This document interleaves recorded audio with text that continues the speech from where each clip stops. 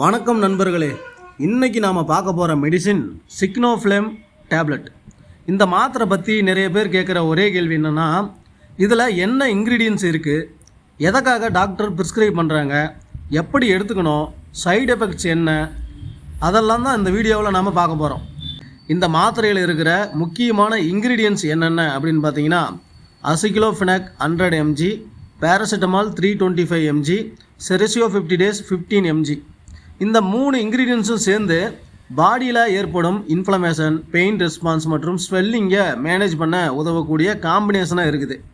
இந்த மாத்திரை பொதுவாக டாக்டர் எந்த மாதிரி பிரச்சனைக்கு ப்ரிஸ்கிரிப்ஷன் பண்ணுறாங்க அப்படின்னு பார்த்தீங்கன்னா, மூட்டு வலி, தசை வலி, பல்வலி, ஆப்ரேஷன் பண்ணதுக்கப்புறம் வரக்கூடிய டிஸ்கம்போர்ட், அதே மாதிரி வீக்கம் தொடர்பான பிரச்சனைகள், ஆர்த்ரிட்டிஸ் தொடர்பான வலிகள், இந்த மாதிரி பிரச்சனைகளுக்கு டாக்டர் இந்த மாத்திரையை பரிந்துரை பண்ணுறாங்க. சரி, இந்த மாத்திரை எப்படி வேலை செய்யுது நம்ம உடம்புல? இதில் இருக்கிற அசிக்ளோஃபெனாக் பார்த்திங்கன்னா பெயின் மற்றும் இன்ஃப்ளமேஷனோட சிக்னல்ஸை குறைக்க உதவுது. பேராசிட்டமால் வலிகளை குறைப்பதற்கும் காய்ச்சலை கண்ட்ரோல் பண்ணுறதுக்கும் பயன்படுது. இதில் இருக்கிற செரிசியோ 50 days வீக்கத்தை குறைக்க உதவும் என்சைமாக இருக்குது.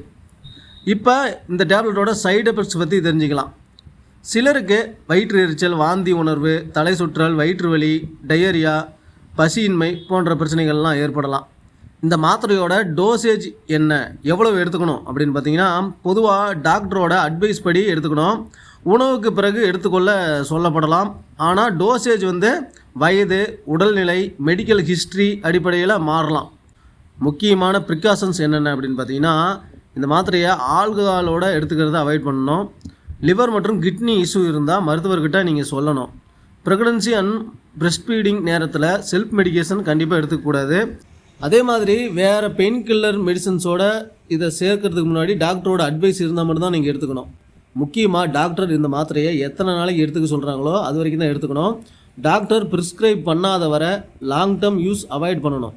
மருந்து பற்றிய தகவலை தெரிஞ்சுக்கிறதுக்கு முன்னாடி செல்ஃப் மெடிக்கேஷன் பண்ணாமல் டாக்டர் அட்வைஸை ஃபாலோ பண்ணுறது தான் ரொம்ப முக்கியம். அதுதான் சேஃபான சைஸ். இந்த மாத்திரை இல்லை, எந்த ஒரு மருந்து மாத்திரை வாங்கினாலும் அதனோட லேபிளை நல்லா கவனமாக படித்து பாருங்கள். எக்ஸ்பிரி டேட்டை செக் பண்ணுங்கள். வீட்டில் ஸ்டோர் பண்ணும்போது குழந்தைங்களுக்கு எட்டாத இடத்துல ஒரு சேஃபான பிளேஸில் ஸ்டோர் பண்ணுங்கள். இந்த வீடியோ உங்களுக்கு பயனுள்ளதாக இருந்தால் வீடியோவை லைக் பண்ணுங்கள், ஷேர் பண்ணுங்கள், கமெண்ட் பாக்ஸில் கமெண்ட் பண்ணுங்கள். மேலும் இது போன்ற பல வீடியோக்களுக்கு நம்ம சேனலை சப்ஸ்கிரைப் பண்ணி தொடர்ந்து வாட்ச் பண்ணுங்கள். நன்றி, வணக்கம்.